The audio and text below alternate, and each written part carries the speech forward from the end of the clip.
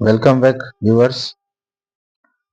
Friends, मैं आप सभी का अपने चैनल पर स्वागत करता हूं और आप सभी देख रहे हैं इंग्लिश ग्रामर बाय पुरुषोत्तम सर। फ्रेंड्स, आज हम लोग एक्टिव वॉइस को पैसिव वॉइस में चेंज कैसे किया जाता है वही पढ़ेंगे। तो वैसे सेंटेंसेस जो मॉडल वर्ब्स के द्वारा बनते हैं, वैसे सेंटेंसेस को किस प्रकार से एक्टिव से पैसिव में चेंज किया जाता है वो हम लोग समझने का प्रयास करेंगे।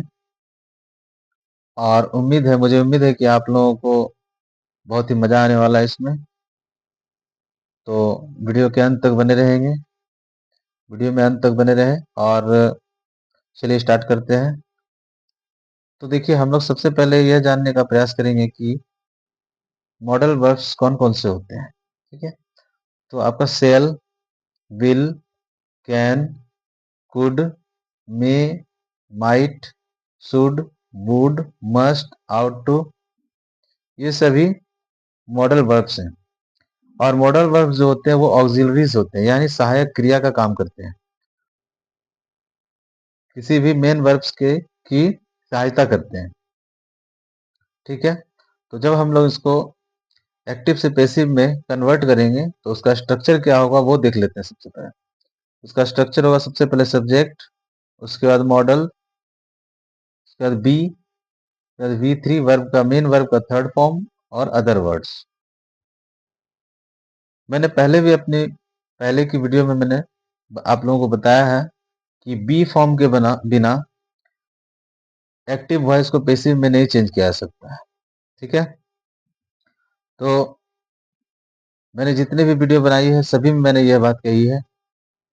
तो इस चीज को ध्यान में रखिएगा कि ये बी फॉर्म होना बहुत जरूरी है। बी का फॉर्म होता है, प्रेजेंट का होता है ईजेएमआर, और पास्ट का होता है वाजवर, और कंटिन्यूअस में लगता है बीइंग, BEING बीइंग, और परफेक्ट में लगता है बीन, BEEN बीन। और ये जो बी है ये बेस फॉर्म होता है।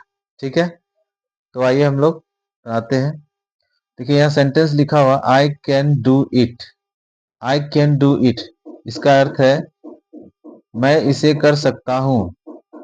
मैं इसे कर सकता हूँ, आई कैन डू इट, मैं इसे कर सकता हूँ। यह एबिलिटी को दर्शाता है। कैन का यूज एबिलिटी को दर्शाने के लिए किया जाता है। तो आई कैन डू इट, इसका अर्थ हुआ मैं इसे कर सकता हूँ।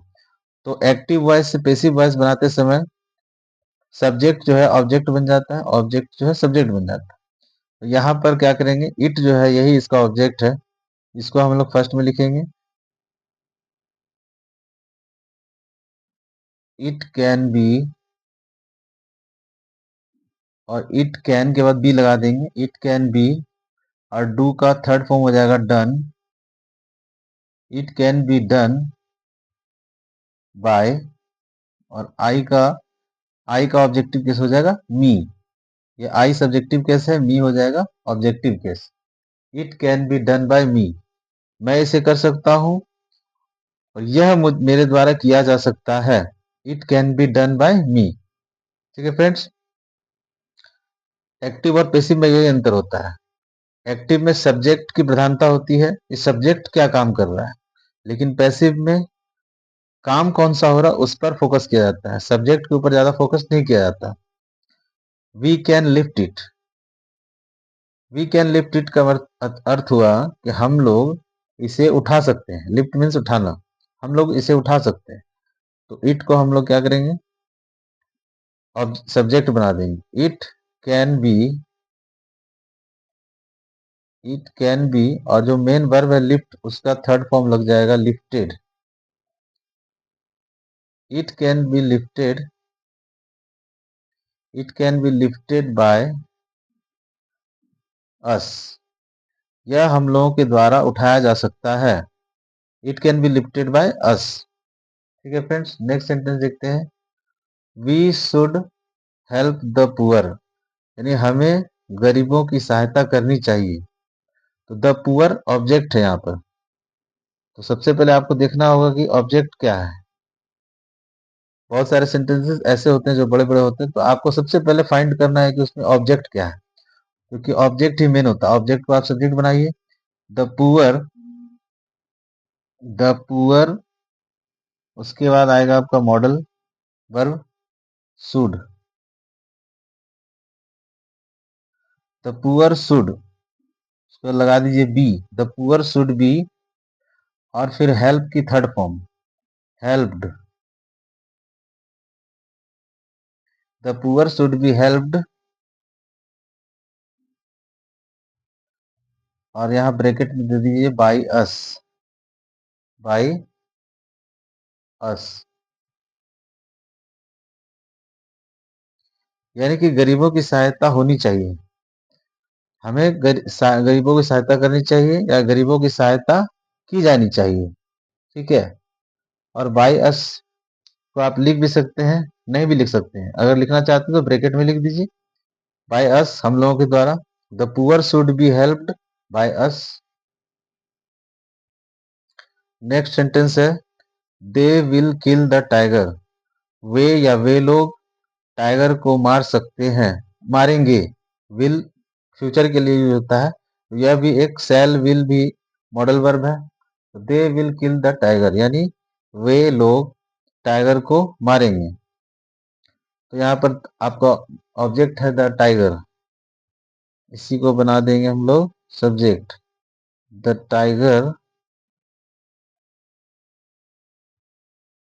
विल, और उसका लगा देंगे be, the tiger will be killed.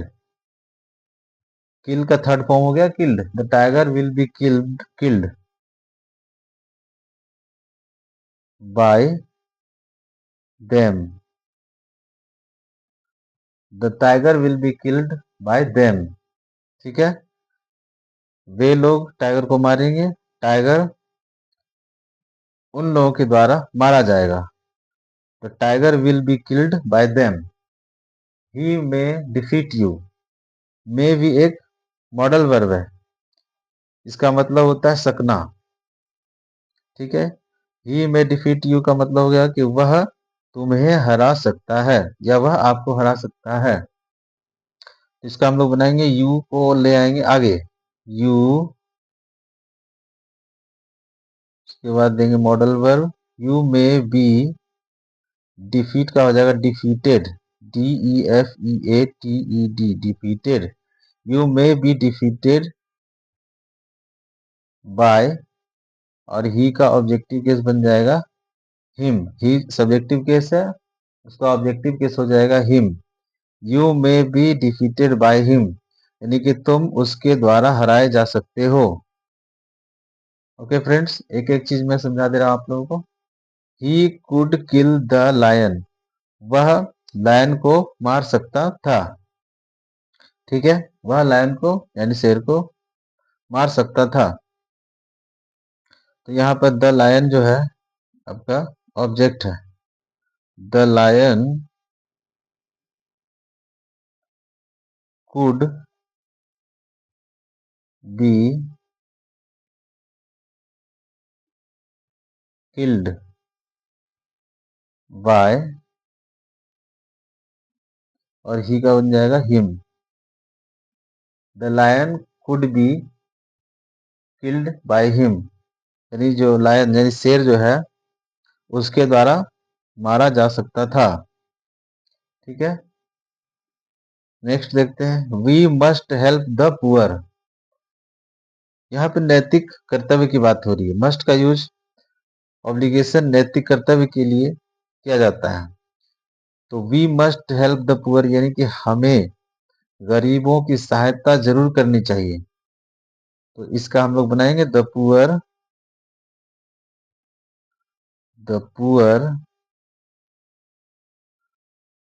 Must be helped, बस।